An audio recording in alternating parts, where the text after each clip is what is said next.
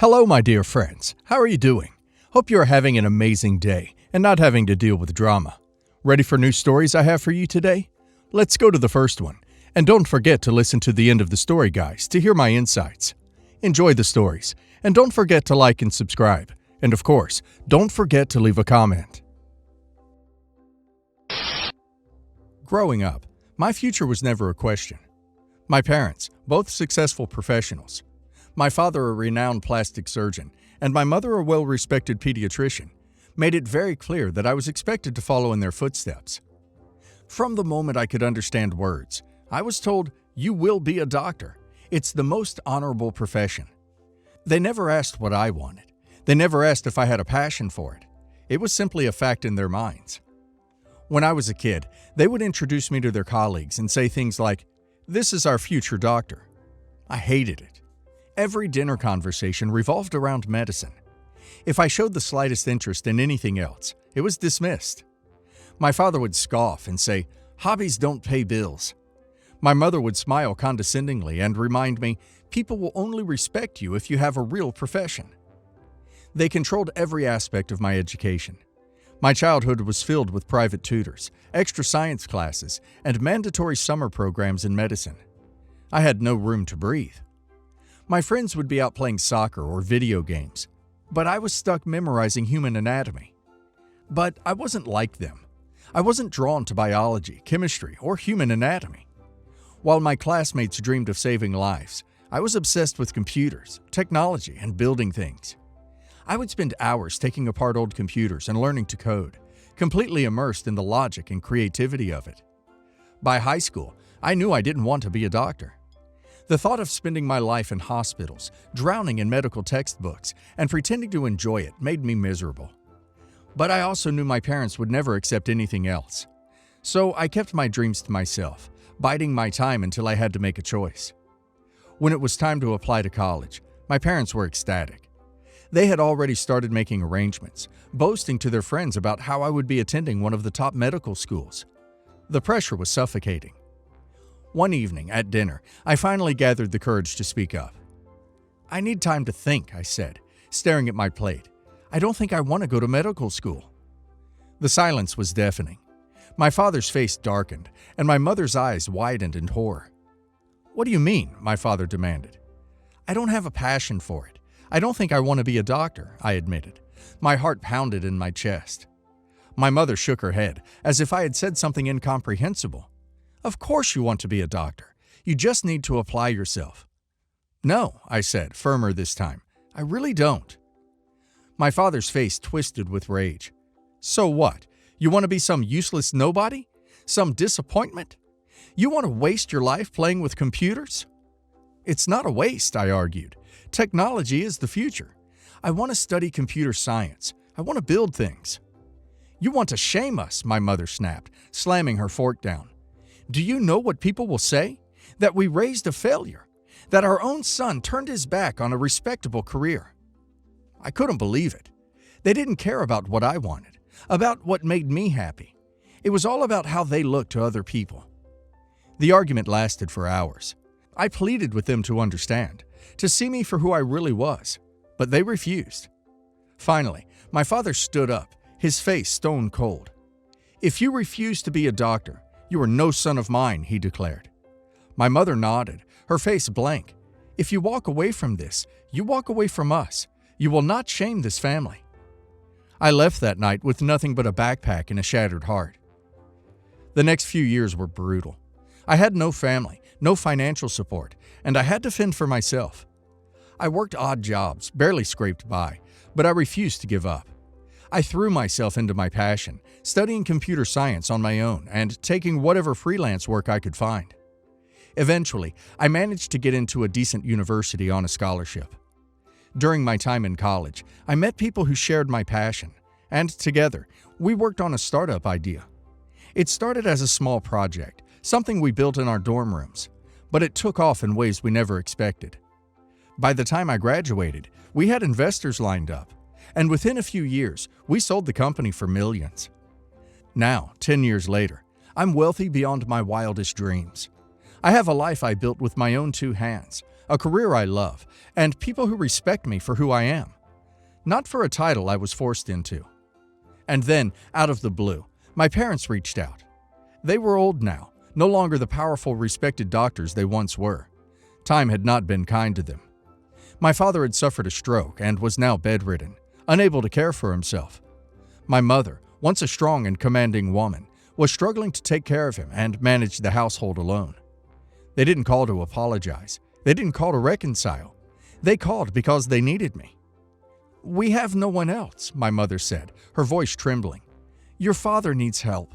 I can't do this on my own anymore." I remained silent, letting her continue. "We need you to come back," she pleaded. "We need someone to cook, clean, take us to doctor's appointments. It's your duty as our son." I laughed, shaking my head. "Son? You made it clear years ago that I was no longer your son." "That was different," she argued. "You were being stubborn, refusing to do what was best for your future. But this is family. You don't turn your back on family, especially your old and sick parents." I exhaled slowly, the weight of their hypocrisy settling in. "You turned your back on me first," I said coldly. "You abandoned me when I needed you. Now you want me to come back and play caretaker?" "Please," my mother whispered. "Your father, he's not the same. He needs you." I felt nothing but indifference. "I built a life on my own because you forced me to. Now you're asking me to throw it away to take care of the people who threw me away." "You're being cruel," she sobbed. "We won't have any other choice but to disinherit you in this case." I laughed and told her about how I built my startup and sold it for millions, asking her if she really thinks that I need their money when I have millions sitting in my bank. And with that, I hung up the phone. So, Reddit. Am I the a-hole for refusing to take care of the old parents who abandoned me? OP's parents threw OP away when OP needed them the most. And now they expect OP to drop everything and play caregiver? The sheer entitlement is mind-blowing. They didn't care about OP's happiness, OP's dreams, or even his well-being, only about how they looked to others. They disowned OP for refusing to be their little trophy doctor. And now that they have no one else, they suddenly remember they have a son? It's funny how they didn't care about family until they needed something from OP. The way they're trying to guilt OP now is just another form of manipulation. OP doesn't owe them anything. If they had truly loved OP, they would have supported him regardless of his career choice. But they didn't. They threw OP away, and now they want OP to come running back to help them. That's not how it works. And now let's hear the community's opinion. "Oh, so now you're their son again. When you refused to be their perfect little doctor, you were dead to them. But now that they need a free nurse, chauffeur, housekeeper, and personal chef, suddenly family means everything? The hypocrisy is unreal. Where was this family loyalty when you were struggling, alone, without a penny to your name? Where was this duty when you were working your butt off to build a future they wanted no part of? They didn't care when you were just trying to survive, but now they demand your help because life didn't go as planned for them? And the best part, your mom actually tried to disown you again if you didn't help. Like, lady, you already did that once. Did she think you were going to lose sleep over it? Oh no, not another disowning. However will I recover from this? Meanwhile, you're sitting on millions, living your best life while they reap what they sowed. Not the a-hole. They had their chance, and they blew it. Let them figure it out without you. Not the a-hole. I went through something similar, and I know how painful it is when your parents treat you like an investment instead of a person. The minute you didn't follow their script, they cut you off like you were disposable. They didn't just disappoint you, they betrayed you. Now that they're old, struggling, and realizing that their so-called prestige means nothing without someone to take care of them, they're trying to guilt you into stepping in. It's not about love, it's about convenience. They need you, and they think they can manipulate you into feeling responsible for them. Don't fall for it. They were never there when you needed them, and their attempt to guilt trip you by saying, "We have no one else," isn't your problem. They threw away their son, so they don't get to come crawling back when they need a caregiver. If they truly cared about family, they wouldn't have discarded you so easily. You're not being cruel. You're enforcing the consequences of their actions. If they want help, they can hire professional caregivers, just like anyone else. They had a child, but they made it clear they only valued you as long as you followed their expectations. That's on them. Ex's family never liked me. I could not tell you why, but from day one, I felt like an outsider. They were so cold I thought I'd offended them somehow. Skip ahead a bit and I get pregnant. Suddenly, they love me. Boyfriend's sister wants to get coffee. His mother wants to go shopping. I am very much part of the family.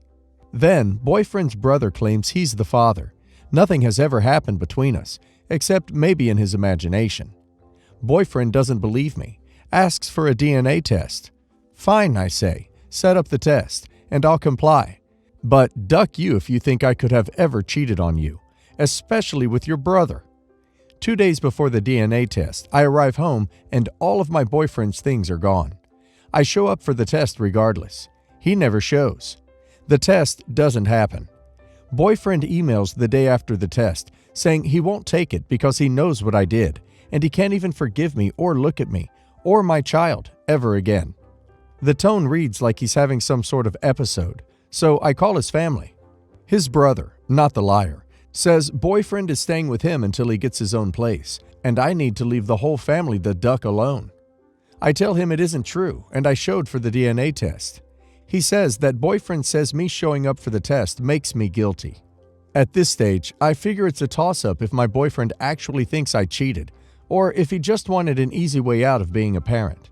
So I decided to do as the other brother says, and leave the whole family the duck alone. Skip ahead some more, and me and my 11-month-old son are doing great. I got a message from ex's mother around the birth, asking if she can meet the baby, because whichever man is the father, that's still her grandchild. I blocked her. A few more months go by, and I get a phone call asking to meet the baby with no dig about the dad this time.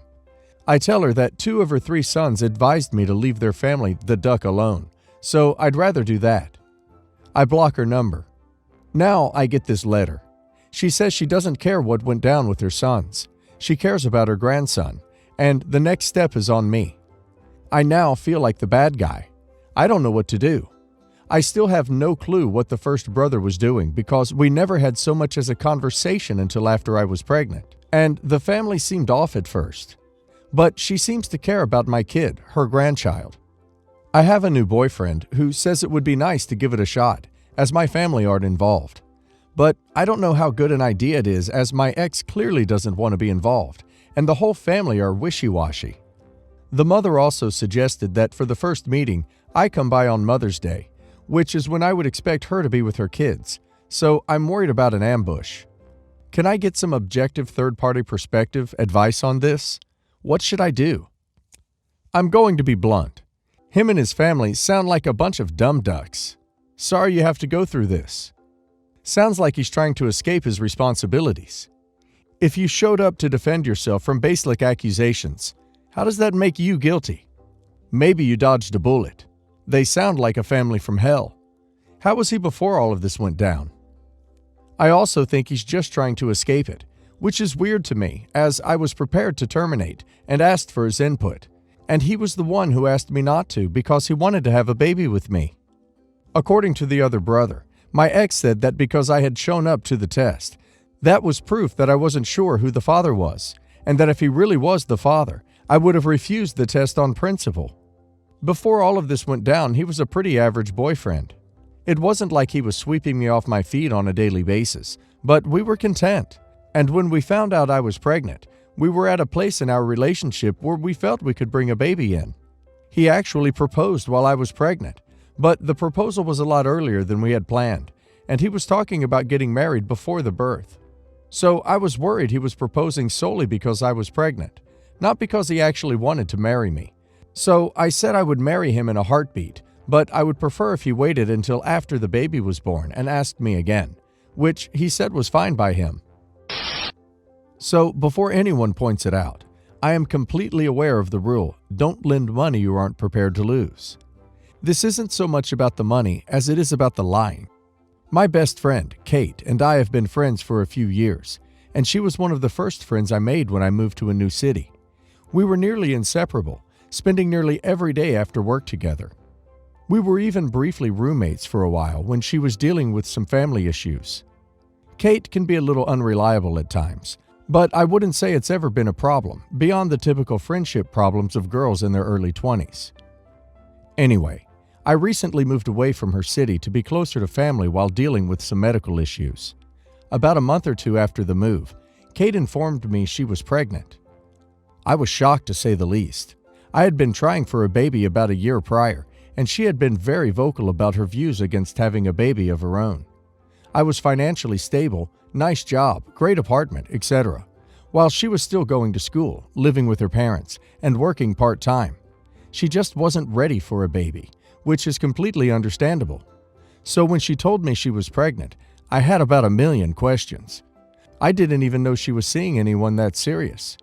Turns out, she had been seeing this guy for less than 5 months. Don't remember the exact length of time, but that's beside the point. And unexpectedly got pregnant. Her younger sister had previously gotten pregnant, which divided her family on the issue, so Kate was understandably concerned about what to do. Despite that, she was 100% sure she did not want to keep the baby. She wasn't ready. I supported her decision 100% and told her that whatever she decided was best, I'd support it. I ended up going to visit to talk about her plan. She had an ultrasound done and scheduled the appointment for the A. She was right around the point in the pregnancy where if she waited too much longer, the termination would have gone up in price due to the surgical treatment being needed because of how far along she was. After thinking about it for a couple days, I offered to lend her the amount she was short of. I'd like to make it clear that she never once asked for any money. We discussed it and I gave her a few $100s for the appointment the following week. I would have gone with her to the appointment, but I had to get back to my own home out of state. Flash forward a few days ago, and guess who posts some maternity photo on Facebook? That's right, Kate. Now, we've talked here and there since the last visit and tried to have little mini vacations together, but our schedules simply never allowed for that since. She never mentioned her decision to continue the pregnancy through any of this. I congratulated her on the pregnancy, and soon after she messaged me privately to explain what happened. She said the day of the appointment she just couldn't go through with it and decided to keep the child. She said she was unsure of what to do, so she decided to spend the money I lent her on rent. I received no explanation as to why she didn't at least inform me of her decision. Now, I've been having conflicted feelings about this for the past few days. Kate is one of my best friends, who I absolutely trust, yet I feel she betrayed that trust by lying to me. Since she didn't spend the money on what we specifically discussed, I asked when she would be paying me back, and she did not respond. If she had just said she needed the money for the upcoming newborn, I would have been completely fine with that. But she didn't. She used it on rent, as if I didn't have my own rent to pay, in a much higher cost of living state. I didn't agree to pay her rent for her. I'm at a complete loss of what to do. Is there even anything I can do? I think this post is mostly a rant, as most of the people I've talked to regarding this are biased. But is there anything Reddit can recommend? I realize I very likely just lost my money, but I'm just completely unsure how to deal with the friendship aspect of this. Edit. This was a loan from the start. From the second I handed her the money, she kept saying she would pay me back as soon as she could. She is still saying that, but will not give me any kind of specific date she has in mind. Just as soon as she can. It has always been understood on both sides that this was not gifted, but simply a loan so she could afford the procedure before the price increased. She said she was unsure of what to do, so she decided to spend the money I lent her on rent. She knew exactly what she was supposed to do. She was supposed to return the money you lent her for a specific reason. She simply decided not to do that. There's no confusion there. You can keep asking her for it every time you have contact with her until she either relents or stops answering your calls, texts, emails, etc. But honestly, it is not likely she will ever pay that money back, and she is not your friend if she doesn't agree to pay you back. Neither me nor my husband has ever wanted kids, so we do not have children. My sister Anne, however, has always wanted children, and her husband, Bob, have 2 kids. I love my niece and nephew, and have always been very close to my sister's family. My sister and her husband have struggled financially over the years, so I have tried to help support them the best I can. I babysit at least twice a month so they can have date nights. I help my sister clean the house when she gets overwhelmed, and my husband often does handyman tasks for them. I also have given them money for diapers, groceries, school activities, and have been contributing to a college fund for the kids. I don't mean to sound like this is a burden, as I love them and happily help out where I can. Well, for December, my sister and her family, me and my husband, and my cousin and her boyfriend had been planning a trip to Costa Rica. We had planned kid-friendly activities, and Ann and Bob seemed to be excited. However, at the last minute, after my cousin had already bought plane tickets, Ann and Bob said they had decided it was too dangerous to bring young kids to Costa Rica, and they were going to do Disneyland, Universal Studios with the kids instead. I disagreed, but her kids, her decision. I told her we would miss them, and my husband and I went on the trip with my cousin and her boyfriend. I had a great time on our vacation, and by all accounts, my sister and her family did too. A couple of weeks ago, my sister had a family gathering at her house. It seemed like a normal family party to me. My niece and nephew told me all about their trip and showed me their mouse ears and Harry Potter wands. I had no idea my sister was upset with me. Later that night, I got an email from Ann. She said she was sick and tired of me getting all the benefits of being a parent without doing all the work. For example, she said it was unfair that my niece and nephew would probably take care of me when I was old, but I never had to stay up all night with them when they were sick, and that I got to laugh and play with them, but never had to make hard choices on discipline or nutrition. She talked about me getting to go on dream vacations, while she had to suffer through crying kids at Disneyland. Basically, she concluded that she was sick of me co-opting the best part of motherhood without the bad parts. As a result, she said she was going to cut off contact with me and that I am no longer to have any communication with her children. She said if I were to have kids of my own, we could reestablish our relationship. Since then, I have tried calling, texting, and emailing, but have received no response. I am beyond heartbroken. I have no idea what she has told her kids, who I normally talk to several times a week. I have no idea how to solve this. I mean, obviously she is right that she is making sacrifices and doing work I don't have to do, but I feel like cutting me off from her family seems like an extreme choice that is unlike her. I love her and miss her, and am frankly worried about her mental health. What should I do? This probably has nothing to do with you, and everything to do with the fact that she's burnt out on parenting and is feeling the struggle. She's going to feel it even harder when something comes up that you usually helped with, and since you're cut off, they're kind of screwed. She'll be back when they need something, I'd imagine. That is bizarre, but if she won't respond, there isn't much you can do. Outside of the vacation, was there any other sense that something was off with her? Could she be projecting onto you about something else going on in her life? Could you approach her husband about it? Maybe make it clear to the rest of the family that you want to talk it out, but don't push it or ask them to approach her about it.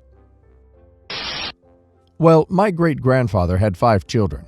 The 2 oldest, my granduncle and my grandmother, were good people, but sadly died when they were still relatively young. So by the time this story happened, there was only my great-grandfather and his 3 youngest daughters. My great-grandfather was not a good person, and his parenting methods were very questionable, which is why the 3 youngest daughters end up being horrible and entitled people. He was getting old and could no longer take care of himself, but only one of his daughters, Jenny, took care of him, while the other 2 sisters, Lily and Emma, occasionally came to visit him. They always brought him gifts, but the truth is that they avoided as much as possible seeing their father. Lily and Jenny never got along, as their mother made them compete with each other. It is only important to mention that Lily was the favorite. When the great-grandfather turned 91, the doctor reported that he needed to undergo 3 different surgeries. The money was not a problem since the grandfather was a Marine. Given his age and the number of surgeries, no one thought he would survive. So, the weekend before the surgery, Lily and Emma took him to dinner and entertained him. They filled him with gifts and even brought a mariachi. The great-grandfather was very happy. Jenny was not invited. The day of the operation arrived, and Jenny was in the hospital with my mother when Lily came to make fun of her sister, insult her, and even told her what she was going to die of. Things got wild between the two, so much that they started to fight, physically, but were quickly separated. Marines got involved. Lily left after that while Emma stayed to ask questions about how the great-grandfather was. She was acting very suspiciously. My mother thought it was a strange behavior for both of them and asked Jenny if there was anyone in her house. Jenny then left for her house while my mother took care of the great-grandfather. When she arrived, she discovered that someone had entered, forcing the lock, and had taken the great-grandfather's papers, his money, and guns. There was no doubt that Emma and Lily had stolen those things. But there's something they didn't count on. The great-grandfather survived, and not only that, he was as if nothing had happened. My mother is still surprised about how he woke up angry in the hospital, took off his IV, and had to be subdued by 4 male nurses. A funny story when she told it. No one told him anything so it wouldn't affect him, but a week later when he was about to enter his house, Jenny told him. He saw red and called his daughters, demanding that they return his belongings. Reluctantly they did, although not all of them. Papers and money were missing. The great-grandfather later called his lawyer and withdrew them from his will, leaving everything to Jenny. A year later he died. My mother and I believe that he would have lived longer if it wasn't for the betrayal of his daughters. After this event, his health deteriorated very quickly. And although he was not a good person, it is something that I would not have wished even on my worst enemy. When Lily and Emma found that they were left with nothing, they threw the tantrum of their lives. They still don't get over it for what I know. Jenny still lives in her father's house, and my mom is still in touch with her. Dang. I know you say he wasn't a good person, but at least terrible people were not rewarded in the end. I'm honestly just imagining a bunch of gray-haired grandmothers fighting. And I might be a bad person too, because that image is hilarious.